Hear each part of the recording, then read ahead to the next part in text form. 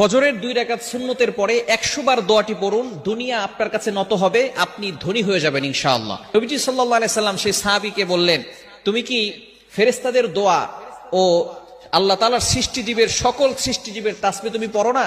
তখন নবীজি সাল্লাল্লাহু আলাইহি সাল্লাম এই দোয়াটা সেই সাহাবীকে শিক্ষা দিলেন। এই সাহাবী সেখান থেকে চলে গেলেন। চলে যাওয়ার পরে কিছুদিন তিনি আসলেন। আসার পরে বললেন, ইয়া রাসূলুল্লাহ, ইয়া হাবিবাল্লাহ, আপনি আমাকে যে দোয়াটা শিক্ষা দিয়েছিলেন এই দোয়াটার আমল আমি করেছি।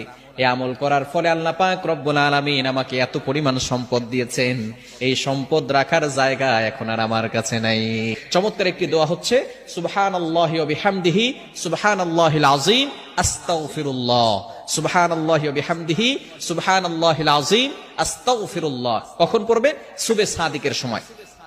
এই সময়টা হচ্ছে 2 রাকাত নামাজ, অর্থাৎ ফজরের 4 রাকাত নামাজ, 2 রাকাত সুন্নত, 2 রাকাত ফরজ। 2 রাকাত সুন্নতের পরে